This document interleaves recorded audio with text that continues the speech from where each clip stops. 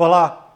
No fim de semana foi registrado um grave acidente com vítima fatal no centro da cidade, sendo vítima um jovem de 19 anos. Falamos ontem aqui sobre esse caso, né? O rapaz, o Jonathan Félix, de 19 anos, colidiu com uma motocicleta na traseira de um veículo, caiu na pista e acabou morrendo na hora. Não houve tempo para o atendimento do Corpo de Bombeiros. Na entrada de ontem do nosso boletim informativo, eu comentei inclusive que a polícia aguardava a divulgação de imagens do circuito de segurança de estabelecimentos da região, né? Muitos comércios, casas, têm câmeras que poderiam ter registrado como efetivamente ocorreu esse acidente. E na segunda-feira, mesmo à noite, nas redes sociais, já começaram a circular imagens que mostram a situação, né? Que acabou terminando, infelizmente, com mais um jovem perdendo a vida no trânsito aqui de Teresópolis. Olha só o vídeo, você percebe dois carros, né? Inclusive são semelhantes, Polo de cor prata, entrando ali na rua Heitor de Moristevam. Eles seguiam na faixa da direita da Avenida Lúcio Meira. Um deles faz menção de parar na calçada, né? Aliás, esse bar aí, esses locais estão sempre lotados no fim de semana.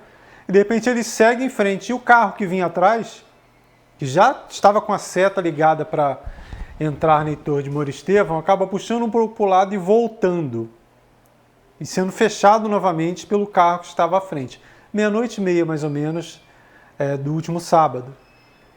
Nisso, perceba como chega o rapaz da motocicleta. Como chega. Infelizmente, além dessa... São várias situações, né, que precisam ser observadas. Primeiro, esse carro ameaçando parar na calçada, fechando a passagem do outro que seguia sentido alto, e o motorista de trás desvia e volta ali para Heitor de Moristevam, mas o rapaz vindo atrás com uma velocidade muito alta. Você percebe também na imagem, lá ao fundo, que o sinal fecha, ó, vermelho. E mesmo que não houvesse aí essa obstrução, esses carros aí fazendo essa manobra na pista, né, um ameaçando parar, o outro entrando, com a velocidade que ele estava, ele não pararia no sinal vermelho. Ou seja, atravessaria com o semáforo fechado, correndo o risco de se envolver em outro acidente ali logo à frente, né? Sairia o trânsito da Heitor de Moristevam, justamente, da Vila Muqui também, e ele passaria direto no sinal vermelho. A informação que recebemos aí de local, de pessoas que estavam aí nesse local, é que ele teria ultrapassado o caminhão que você vê na imagem aí, chegando logo depois. Então estaria nesse sentido alto, a gente percebe que a velocidade realmente não é baixa. Na faixa da esquerda, teria ultrapassado esse caminhão aí de cor azul e se deparado com os dois veículos fazendo essa manobra na pista no lado direito. Não havendo tempo, portanto, para evitar o choque com a traseira do Polo de cor prata, né, esse que está do lado de fora, que é fechado pelo outro.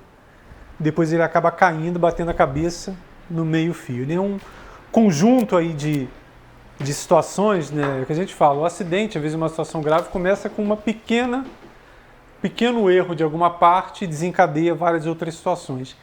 Então aquela história do e se, mas a verdade é, se esse primeiro polo aí não tivesse ameaçado parar na calçada, o que não pode, aliás, tem sido frequente estacionamento, ali da entrada da Heitor de Moristevam até o Parque Agadas ali no fim de semana, né? Muitos carros parados ali na calçada aí no período da noite, madrugada, no fim de semana. Se aquele carro não tivesse feito aquela situação, se ele tivesse entrado direto no Heitor de Moristevam, o outro seguiria o fluxo, o rapaz teria passado o sinal vermelho ali na velocidade que ele passou. E em relação à velocidade também é preciso se observar, né? A velocidade que estava a moto no sentido alto. O trânsito é isso, infelizmente, um erro pode representar uma ou até mais de uma vida perdida. Falando em trânsito, falar novamente de um problema que está ocorrendo ali na Cascata do Imbuí, que afeta diversos outros bairros. Posse, Caleme, Grande Florestal, Parque do Imbuí, Salaco, Salaquinho, Campo Grande. Olha só a quantidade de bairro afetado. E todo dia de manhã é isso aí. Esse engarrafamento enorme. Aí você está vendo do lado, olhando aí sentido Cascata. Ó. Chegando lá no atrativo turístico quase, o engarrafamento. Mas ele ocorre também do outro lado, Caleme e Parque do Imbuí. Aí você que não viu essa história ainda se pergunta, mas por que todo dia esse engarrafamento é enorme? Por quê? Primeiro porque permitiram a expansão desses bairros aí de qualquer jeito. Foram só ampliando os bairros, ampliando, constrói mais, vamos ampliar. Sem se preocupar se o bairro comporta essa demanda toda. E todo esse fluxo vai para apenas um lugar, aquela rua na Cascata do Imbuí, que desemboca na Avenida Presidente Roosevelt, perto do Hotel Alpina.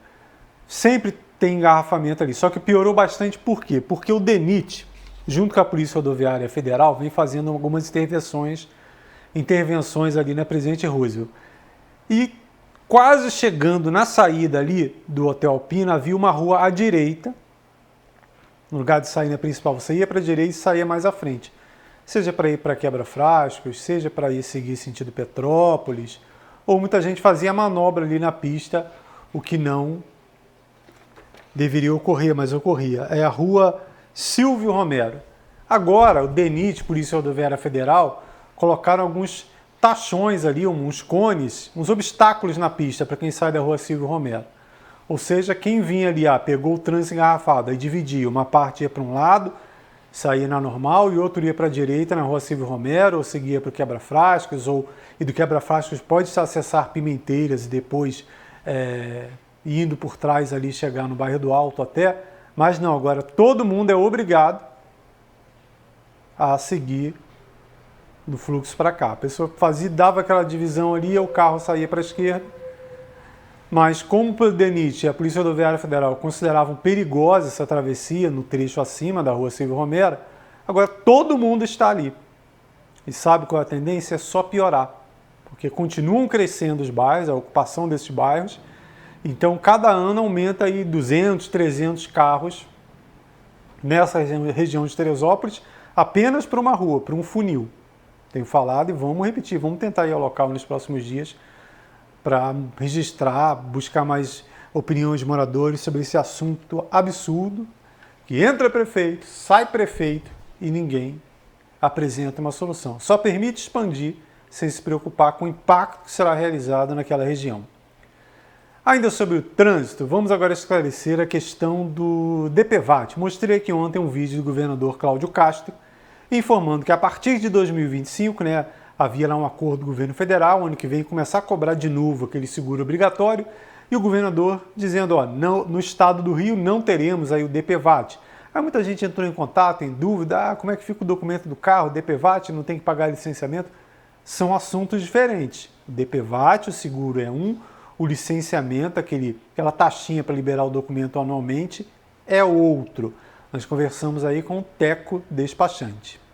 Bom, primeiro, o que é esse tal seguro DPVAT?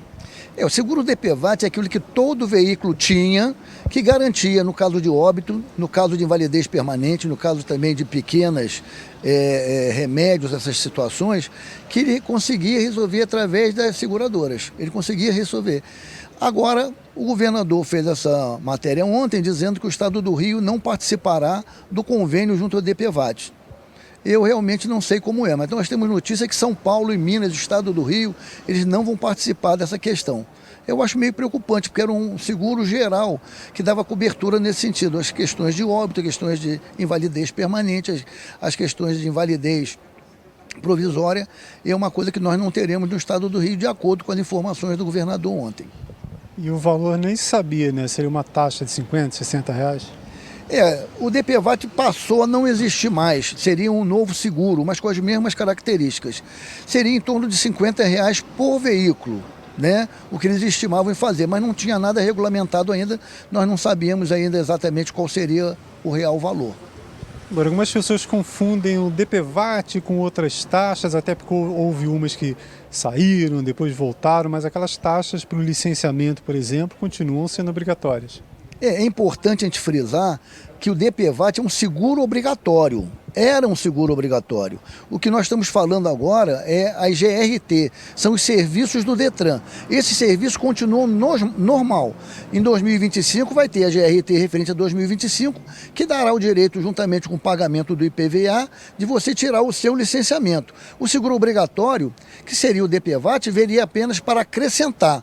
Já que o governador disse que não terá esse DPVAT, vamos aguardar um pouco mais até o final do ano para a gente poder ter uma noção melhor do que o governo do estado do Rio de Janeiro pensa a respeito dessa questão do seguro obrigatório.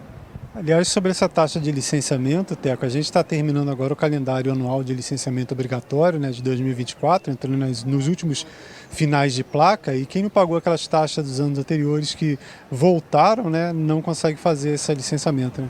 É importante a gente dizer e reafirmar que essas taxas foram taxas ganhas na justiça pelo Detran.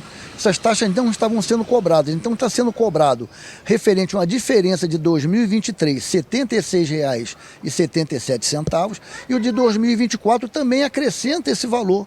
É uma unidade de Duda, que é R$ 191,88 mais R$ 76,77. Esse é o valor normal. Em 2025, serão esses valores acrescidos da inflação referente a 2024. E para você que ainda não fez o licenciamento anual, veja aí o calendário, né? Como eu disse ali na entrevista com o Teco, estamos aí no prazo final para algumas placas, né? Olha só, por exemplo, termina agora na quinta-feira, dia 31 de outubro, finais de placa 3, 4 e 5. Se você tem carro, moto, caminhão, com esse final de placa aí tem que fazer o licenciamento e pagar aquelas taxas lá indicadas pelo despachante. Quem tem carro, final de placa 6, 7 e 8, ganha um tempinho maior até 30 de novembro e, como sempre, né, finais de placa 0 e 9 ficam lá para o finalzinho do período até o dia 31 de dezembro de 2024. Vamos agora às notícias policiais. Primeiro, mais um caso de furto em residência no bairro do Alto. Mostramos recentemente o caso de uma bicicleta de uma menina que foi furtada ali no local conhecido como Buraco da Gata. Depois que foi divulgado, né, ganhou repercussão, principalmente aqui no Diário, devolveram a bicicleta da criança. E agora, no fim de semana, uma televisão foi furtada em uma residência. Está aí, ó, 1h52 da manhã, dois jovens vêm, um anjo do outro, né, faz o famoso pezinho, né, para isso aí. Ninguém fica doente, fica cansado, não faz nada. Se ajudam aí para pular o muro e retirar uma televisão aí de uma residência no bairro do Alto. Mais um caso do tipo aconteceu na rua Carmela Dutra, aqui também recebemos informações de uma TV furtada em uma casa aqui na rua Carmela Dutra, e agora lá no bairro do Alto, dois jovens, eles se ajudam para invadir a residência e furtam a televisão. Então fica a dica, aí no seu bairro aparecer alguém vendendo televisão, principalmente com preço abaixo do mercado, desconfie.